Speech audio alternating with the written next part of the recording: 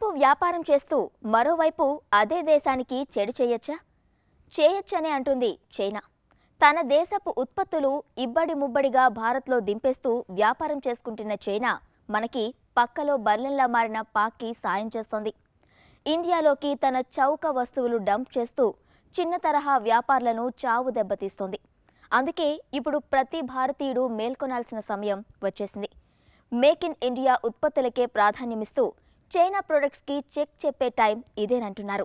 Surgical strikes తో పాక్ లో వణుకు పుట్టించిన భారత్ ముంగిట ఇప్పుడు అసలు సమస్య మెగా సైజులో కలవరపెడుతోంది. అత్యంత చౌక ధరలకే చైనా ఉత్పత్తులు ఇండియాని ముంచేస్తున్నాయి. గుండు సూది కూడా చైనా మేడ్ వస్తువు దొరుకుతోందంటే ఆశ్చర్యపోనక్కర్లేదు. అందులోనూ ఇప్పుడు వచ్చేది దివాళీ సీజన్. దేశంలో అతిపెద్ద పండుగ దీపావళి. ఈ ఫెస్టివల్ కి మతం లేదు. టపాసులు కాల్చుతూ సందడి చేయడానికి ప్రాధాన్యతనిచ్చే పండుగ. భారీ జనాభా ఉన్న భారతదేశంలో క్రాకర్స్ ఫెస్టివల్ ని దాదాపు క్యాప్చర్ చేసింది చైనా. గతంలో ఇంట్లోనే తయారు చేసుకునే మతాబులు, చిచ్చుబుడ్లు వంటి వాటికి ఎప్పుడూ గుడ్ బై చెప్పేశారు జనం. వీధి దుకాణంలోకి డైరెక్ట్ గా వచ్చేసిన చైనా టపాసులంటే మోజు పెంచుకున్నారు.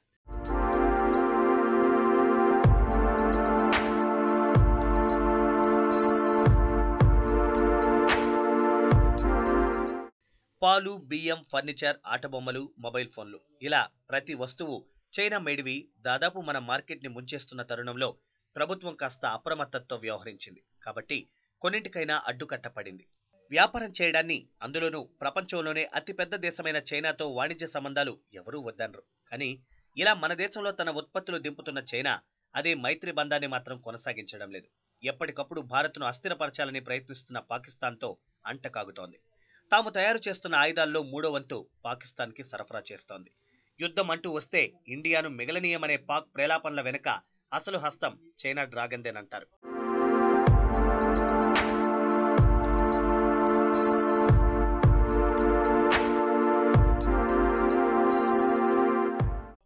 ప్రపంచంలోనే 3 అతిపెద్ద ఆయుధాల ఎగుమతిదారుగా చైనా అవతరించడంలో పాక్ అవసరాలే కీలక పాత్ర పోషిస్తున్నాయి.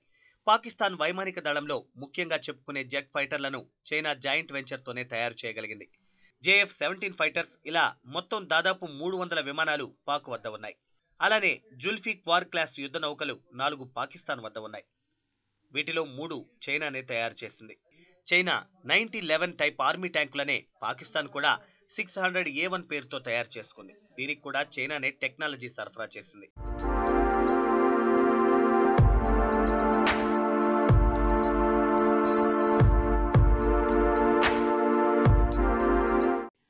గత 4 ఆర్థిక సంవత్సరాల్లో చైనా నుంచి పాకిస్తాన్కి $2 బిలియన్ విలువైన ఆయుధాల సరఫరా జరిగింది. ఈ వాస్తవాలు చాలు చైనాతో పాకిస్తాన్ బంధం ఏ రేంజ్లో ఉందో చెప్పడానికి. ఇలా పక్కలో బల్లెంలా మారిన పాకిస్తాన్తో అత్యంత సన్నిహితంగా మెలుగుతున్న చైనా ఇండియాకి వాణిజ్యం రూపేణా ఏదో మేలు చేస్తుందనుకోవడం భ్రమేనంటారు. దానికి తోడు చైనా ఉత్పత్తులు మన దేశంలో వరద ప్రవాహంలా సాగడం దేశీయ పరిశ్రమలను భారీగా దెబ్బతీస్తోంది. చిన్న, మధ్య తరహా పరిశ్రమలు తీవ్రంగా నష్టపోతున్నాయి. కాస్తో కూస్తో కష్టపడి స్వయం ఉపాధి ఏర్పాటు చేసుకున్న దుకాణాలు కూడా ఈ చైనా వరదలో మట్టయిపోతున్నాయి. అంతర్జాతీయ ఆర్థిక మాంద్యం ఒకవైపు పరిశ్రమలను పట్టి పీడిస్తున్న తరుణంలో చైనా ఉత్పత్తులు దేశీయ మార్కెట్లోకి వస్తుండడం ఇబ్బందికరంగా మారిందని ఫిక్కీ చేసిన ఇటీవలి సర్వేలు కూడా చెబుతున్నాయి. తక్కువ రేటుకి దొరకడం, ఆకర్షణీయమైన రంగులు, ఈ 2 కారణాలతో ఎక్కడికక్కడ వెలిసిన చైనా బజార్లే మన దుకాణాలను చైనా ఎలా దెబ్బతీసిందో చెబుతాయి. ఈ ప్రోడక్ట్స్ అంత నాణ్యత కలిగినవి కావని తెలిసి కూడా జనం వీటిని వాడడానికి కారణం బాగా తక్కువ ధరకి లభ్యం కావడం. దేశీయ ఉత్పత్తుల్లో లేని వెరైటీ వస్తువులు చైనా బజార్లలో దొరుకుతాయి. మనం ఊహించడానికి కూడా వీలు కాని వస్తువులు కూడా చైనా మేడ్లో ఉంటాయి. దీనికి ఉదాహరణ చైనా రైస్. అసలు తినడానికే వీల్లేని బియ్యం డంప్ కావడం ఈ దారుణ పరిస్థితికి పరాకాష్ఠగా చెప్పాలి. కొన్ని వెస్ట్రన్ కంట్రీస్లో ఆర్థిక పరిస్థితులు సరిగ్గా లేకపోవడంతో చైనా తన ప్రత్యామ్నాయ మార్గాలు వెతుక్కుంటోంది. ఇందుకోసం ఖచ్చితంగా పెద్ద మార్కెట్ ఏదైనా ఉందంటే అది భారత్ మాత్రమే. ఒకటే దేశం దాదాపు 20 దేశాలంత జనాభాతో సరితూగే ఇండియన్ మార్కెట్లో పాగా వేస్తే తన యువాన్కి తిరుగుండదని అంచనా వేసింది. దానికి తగ్గట్టుగానే ఇక్కడ మంచి ఆదరణే లభించింది. దాంతో మన దేశంలో సంప్రదాయబద్ధంగా ఎన్నో ఏళ్ల నుంచి ఉన్న శివకాశి లాంటి టపాసుల బిజినెస్ కూడా దెబ్బ కొట్టగలిగింది.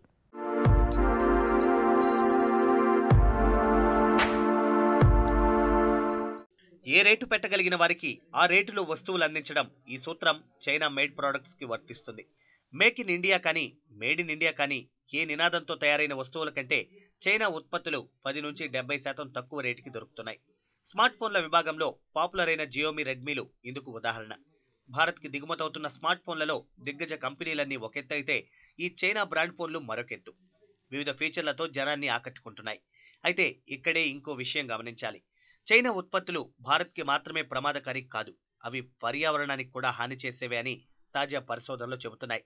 నేచర్ జర్నల్లో ప్రచురితమైన ఈ నివేదికలో కార్బన్ డయాక్సైడ్ ఎమిషన్స్ అంటే కర్బన ఉద్గారాలు చైనా ఉత్పత్తులు విడుదల చేస్తున్నాయని తేల్చింది. ఏ దేశానికి ఏ మేర చైనా తన ఉత్పత్తులు ఎగుమతి చేస్తుందో అంతే మేర కార్బన్ డయాక్సైడ్ కూడా పంపిందనే అనుకోవాలని ఆ సర్వే వ్యాఖ్యానించింది.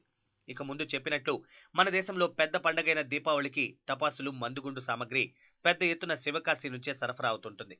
ఈ ఒక రకంగా ప్రధాని మోడీ పిలిపించిన మేక్ ఇన్ ఇండియా ఉత్పత్తులకు మోడల్ అని చెప్పాలి. షణ్ముగ అయ్యర్ నాడార్ అనే వ్యక్తి 1908లో 30 మందితో చిన్నపాటి బాణసంచా తయారీ కుటీర పరిశ్రమను ఏర్పాటు చేశారు. అది 2 ఏళ్లలో 12 యూనిట్లకి పెరిగింది. అలా కాలక్రమంలో వేల కొద్దీ కర్మాగారాలు, కుటీర పరిశ్రమలుగా ఏర్పడ్డాయి. లక్షల మందికి ఉపాధి కలిగించడంతో ప్రపంచంలోనే బాణసంచా తయారీలో ప్రముఖమైన ప్రాంతంగా శివకాశి నిలిచింది. 20వ శతాబ్దంలో 30 మందితో ఇక్కడ ప్రారంభమైన టపాసుల తయారీ కేంద్రాలు కాలక్రమేణా 1100 భారీ కర్మాగారాలు, 8000 కుటీర పరిశ్రమలుగా విస్తరించాయి. ప్రస్తుతం దాదాపు 6 లక్షల మందికి ఉపాధినిస్తున్నాయి.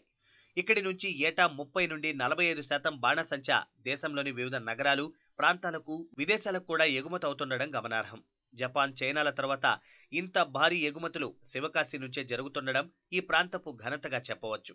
అయితే ఇప్పుడు చైనా బాణసంచా ఇక్కడికి రావడంతో శివకాశి బిజినెస్ చాలా వరకు నష్టపోయిందంటున్నారు.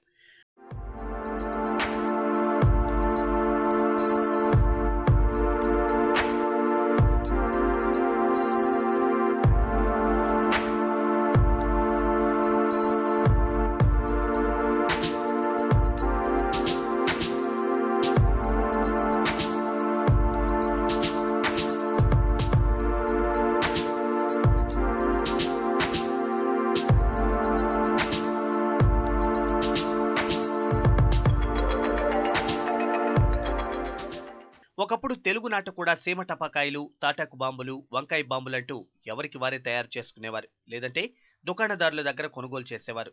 ఇప్పుడు వాటి స్థానంలో 1000 వాలా, 9 షాట్స్, ఫ్లవర్ షాట్స్ అంటూ చైనా క్రాకర్స్ వచ్చేశాయి. పండుగకి ముందు సింగిల్ డే బిజినెసే 6 నుంచి 7,000 కోట్ల రూపాయల టర్నోవర్ చేస్తున్నాయి చైనా బ్రాండ్లు. క్రాకర్స్ విషయమే చూసుకుంటే ఇవి సముద్ర తీర ప్రాంతాల నుంచి స్మగ్లింగ్ అవుతున్నాయి. పొటాషియం క్లోరేట్, పెర్క్లోరేట్ అనే రసాయనాలు మన దేశంలో నిషేధిత పేలుడు పదార్థాలు. ఇవి దివాళీ సామగ్రిలో వాడకూడదు. చైనా బ్రాండ్స్ లో ఇవి యథేచ్ఛగా వాడేస్తారు. ఇవి భారీ ప్రమాదాలకు కారణమవడమే కాకుండా పర్యావరణానికి హాని చేస్తాయి. టపాసులు కాల్చిన తర్వాత ఘాటు వాయువులను వెదజల్లుతాయి. అనేక రకాల బొమ్మలు, ఆట సామగ్రి ముసుగులో చైనా క్రాకర్స్ రవాణా అవుతున్నాయి. అయితే వీటిని పట్టుకుంటే జరిమానా మాత్రమే వేయగలుగుతున్నారు కానీ స్మగ్లింగ్ కి మాత్రం అడ్డుకట్ట వేయలేకపోతున్నారు మన అధికారులు. ఇదిలా ఉంటే భారతీయుల దేవతా విగ్రహాలకు ప్రపంచంలోనే విపరీతమైన డిమాండ్ ఉండగా వాటిని మన కంపెనీలు కాకుండా చైనా బ్రాండ్ గార్డ్స్ ప్రత్యక్షం కావడం విశేషం. గణేష్, శివపార్వతులు, లక్ష్మీదేవి, విష్ణుమూర్తి ఒకటేంటి, ఏ దేవతామూర్తి ప్రతిమైనా చైనా వాళ్లు తయారు చేస్తున్నారు. మనవి మనకే అమ్మేస్తున్నారు. వింతగా ఉన్నా ఇదే నిజం. ఇలా ఒక్క డివైన్ వ్యాపారమే ప్రతి ఏటా కొన్ని కోట్లలో చేస్తున్నాయి చైనా కంపెనీలు.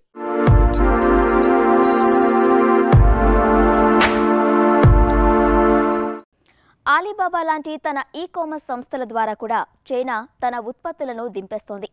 ఈ దీపావళి సీజన్కు ఇది మరింత ఉధృతమవుతుందంటున్నారు. దీంతో ఇప్పటికే మూలిగే శివకాశి మీద చైనా తాటికాయ పడ్లట్టయింది. ప్రతి ఉత్పత్తి మన దేశంలోనే తయారవ్వాలన్నది ప్రధాని మోడీ సంకల్పానికి ఇది ఖచ్చితంగా తూట్లు పొడవడమే అవుతుంది. గ్లోబలైజేషన్ ఫలితంగా చైనా ఉత్పత్తులపై నేరుగా నిషేధం విధించే వీలు కేంద్రానికి లేకపోయింది. సో ఇప్పుడు మేల్కొనాల్సింది చైనా ఉత్పత్తులకు బై చెప్పాల్సింది జనమే. తాత్కాలిక ప్రయోజనం చూస్తూ వస్తువులు కొనుగోలు చేయడం కంటే నాణ్యత కలిగిన దేశీయ ఉత్పత్తులనే ఆదరించాలని వ్యాపారవేత్తలు, నిపుణులు చెప్తున్నారు. ఫ్రీ ట్రేడ్ నినాదమే మన కొంప ముంచుతుందా అంటే కొంతవరకు నిజమే అని చెప్పాలి. ఇండియాతో స్వేచ్ఛ వాణిజ్య ఒప్పందం కోసం ఇరు దేశాల మధ్య విస్తృతమైన వాణిజ్య లోటును తగ్గించేందుకు చైనా ప్రధాని లీ గత మే నెలలో ఇండియా వచ్చారు. దీనివల్ల చైనా మార్కెట్లో భారత్ మరిన్ని ఉత్పత్తులను విక్రయించే అవకాశాలు మెరుగవుతాయని అన్నారు అప్పట్లో. అయితే దీనివల్ల మన ఉత్పత్తులు అక్కడికి ఎగుమతి అవడం ఏమో కానీ ఇక్కడ మాత్రం చైనా బజార్లు ఎక్కువ అవుతున్నాయి. 2012-13లో చైనాకు భారత్ ఎగుమతులు $13.52 బిలియన్ మేర జరిగాయి. దిగుమతులు సగటున $54.3 బిలియన్ ఉన్నాయి. దాంతో గత సంవత్సరంలో వాణిజ్య లోటు 40.78 బిలియన్ డాలర్లకు చేరింది. 2015 నాటికి ఇరు దేశాలు $100 బిలియన్ మేర వాణిజ్యం నిర్వహించాలన్న లక్ష్యాన్ని ఏర్పాటు చేసుకున్నాయి. వాణిజ్య లోటును భర్తీ చేసుకోవాలంటే భారత్ ఉత్పత్తుల మార్కెటింగ్కు చైనా అంగీకరించాలి. తన ఉత్పత్తులనైతే చాలా సులభంగా ఎగుమతి చేయగలుగుతోంది, కానీ దిగుమతికి మాత్రం అడ్డంకులు కల్పిస్తోందంటారు. మారకపు రేటులో తన కరెన్సీ విలువను కావాలనే తగ్గిస్తోందనే ఆరోపణలున్నాయి. చైనా భారత్ల మధ్య వాణిజ్య లోటు $70 బిలియన్, అంటే దాదాపు 47 లక్షల కోట్లు. చైనా కంపెనీలు మన దేశ ఉత్పత్తి రంగంలో పెట్టుబడులు పెడితే ఆ దేశ దిగుమతులపై ఆధారపడడం తగ్గుతుందని ఆయన చెప్పారు. అయితే ఇందుకు చైనా ముందుకు రావడం లేదు. చైనాతో వాణిజ్య ఒప్పందం కనుక కుదుర్చుకుంటే అది మన దేశీయ పరిశ్రమలకు చావు దెబ్బ అని చాలా మంది భావిస్తున్నారు. ఇప్పటికే చైనా నుంచి భారత్ దిగుమతి చేసుకుంటున్న వివిధ వస్తువుల విలువ 4,10,808 కోట్లు. ఇలా ఇబ్బడి ముబ్బడిగా విదేశీ వస్తువులు మన దేశంలో చొరబడితే వినియోగదారుడికి తమ దేశ ఉత్పత్తులను ఆదరించే ప్రత్యామ్నాయం లేకుండా పోతుంది. ఏ షాప్లో చూసినా చైనా బ్రాండ్ లేదంటే మరో బ్రాండ్ ఆకర్షిస్తూ కనిపిస్తోంది. వాటి జిలుగుల వెనక మేక్ ఇన్ ఇండియా నినాదం మసకబారుతోంది. మన దేశంలో తయారైన వస్తువు అనేక దశలు దాటి కస్టమర్ దృష్టిని ఆకర్షించేలోపు చైనా ఉత్పత్తులు సంచుల్లోకి వెళ్లిపోతున్నాయి. దీనికి ఈ కామర్స్ సంస్థలు కూడా దోహదపడుతున్నాయి. ఇప్పటికీ ఆలీబాబాతో పేటీఎం జతకట్టింది. దీంతో దేశంలోని 10,000 మంది వ్యాపారులకు లాభమని చెబుతోంది. ఇది వినడానికి బానే ఉన్నా మరి దేశంలో తయారైన వస్తువులను ఎంపిక చేసుకోకుండా అడ్డుకోవడమే అవుతుంది. అలా దేశంలోని చిన్న మధ్య తరహా పరిశ్రమలు చావు దెబ్బతింటున్నాయి. అందుకే ఇప్పుడు చైనా బ్రాండ్కి బై బై చెప్పాల్సిన తరుణం ఆసన్నమైందంటున్నారు. సో చైనా ఉత్పత్తులకు స్వస్తి పలికి దేశీయ ఉత్పత్తులను ప్రోత్సహించండి. చూస్తూనే ఉండండి టీవీ ఫర్ మనీ.